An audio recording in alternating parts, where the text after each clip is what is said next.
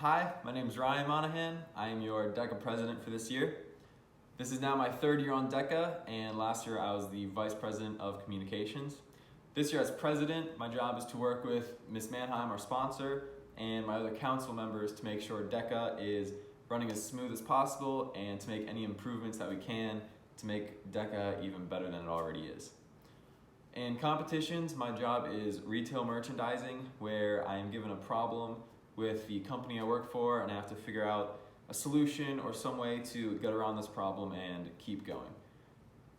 I love DECA because it's a lot of fun competing in these competitions against other people, beating Cosby and things that they think they're better than us at. And it gets me out of class, and it's a great thing to put on college resumes. Hi, I'm Ben McCormack, and I'm the Vice President of Public Relations for DECA. And basically what DECA is, it's a fun club where you're given a scenario, you have a few minutes to write down some notes, and then you're put in front of judges and have to say how you're going to solve the scenario. It's like a real business situation. And also, there's snacks, fun meetings, you meet a bunch of people, you get to hear some interesting speakers, and it's overall a great club. I highly recommend joining. Hi guys, my name is Zach Vanislice. I'm the Vice President of Community Service. I've been in DECA for 2 years, competing at the district level both years. My category is entrepreneurship. In this category, I create a small business startup and then I manage it. They ask me questions in the interview, and through these questions, I figure out whether my company will be a success or not. Through the Vice President of Community Service, I'm challenged with creating 2 community service events that impact the community, and I hope this year we do 2 hands-on community service events that impact the community in a positive way. I love DECA because it creates a group of people who share the same passion and interest, whether that be business or automotive services, and it's one of the top ways to compete at the high school level. Thanks. Hi, I'm Ben Roble, and I'm your DECA Vice President of Competition. I joined DECA last year to challenge myself and get more involved with the business and marketing program at Midlothian. I like DECA a lot because it drives me out of my comfort zone and forces me to find a creative solution to real-life problems in the business world.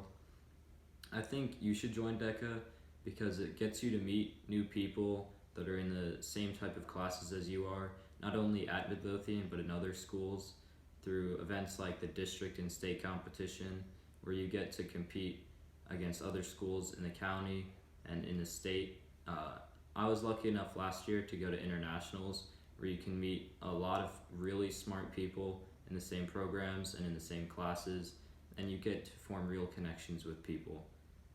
So join DECA. Hi, my name is Seth Grossman. I'm a junior at Midlothian High School, and this will be my second year in DECA. My position on DECA is Vice President of Communications. So basically what I do is every quarter I send out a newsletter just saying what DECA is doing at Midlothian High School and in the community. My favorite part about DECA is competing at events. Last year I got to compete at districts and at states, and I can truly say it was a lot of fun. Especially at states, you get to miss a day of school and spend a weekend in Virginia Beach, so it's a lot of fun. Kids should join DECA because it's a lot of fun, it's a lot of social events, and competing at events are a lot of fun. So yeah, join Hello, DECA. future DECA members. I am Mrs. Mannheim, and I am the club sponsor. DECA is one of the largest clubs at Midlothian High School. It's also one of the best clubs at Midlothian High School. If you are the kind of person who likes competition, if you like a new challenge, if you want to get involved, please join DECA. It is well worth the $22 dues, and for some students, it will be the very best thing that they remember about high school.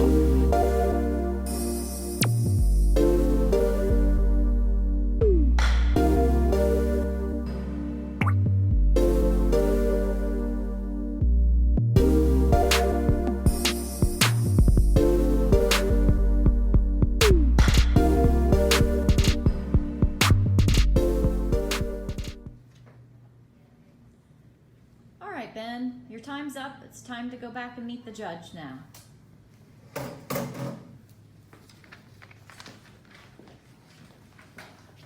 How's it going? Nice to meet you. Nice to meet you. So, what plan do you have for me today? Today we were talking about the Capital City Transit Authority and how we can get more customers and get more money, because recently we are 12% down in customers, which is not what we like. And basically, to go through this, I'm gonna start with different marketing strategies we can make sure we do. We want to make sure it's easily attainable for our customers. They can see it wherever they go. That's why I'm recommending some billboards right off the bat. It's just something I think we need more billboards in the city. Big billboards, doesn't have to say much, just big, gets your attention, attention grabbing. Just, we gotta know our market.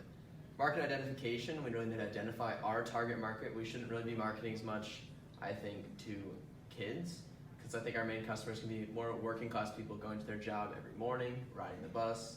We want these customers who are gonna return to us. And the nature of our promotional plan, we need to identify our target market, which, as I said, is gonna be our working class people, they're going to work at their bank in the city every day or such, and we need to make sure we can effectively reach them, because they're not going to be on Snapchat or Instagram or something. Marketing on there really is going to be super ineffective. We need to focus on more channels that they're going to be using, like maybe Facebook if we're going to do social media marketing. It's more an adult platform for that. And the activities we need to coordinate in the promotional mix. I feel like the 4 P's of the marketing mix: price, product, place, and promotion.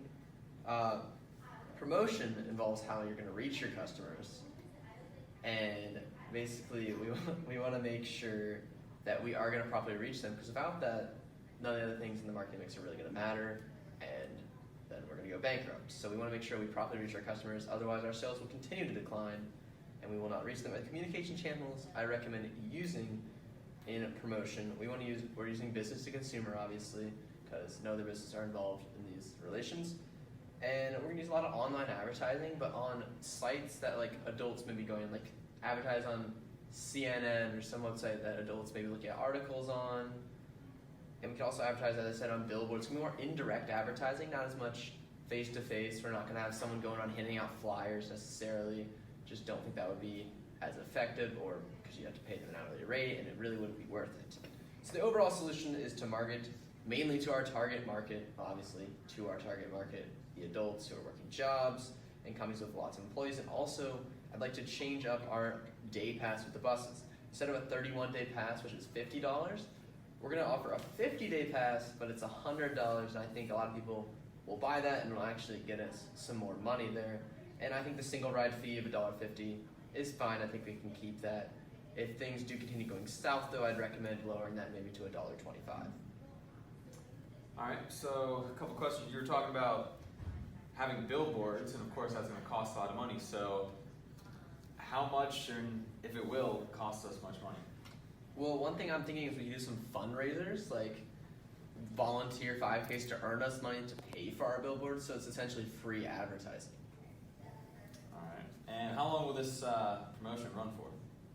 I think our little promotion scheme could run for definitely maybe 5 weeks or so. Just to really get the word out there and make sure everyone's getting with our company. All right, so you were talking about how you wouldn't really market to kids. Are there any other demographics that you would try to avoid in this plan? Not necessarily. I think elderly people, middle-aged, everyone, they could be riding the bus. Generally kids probably wouldn't, because kids would not be riding alone. But other than that, I think we can market to everyone. All right, we'll take this into consideration. Thank you very much. Thank you.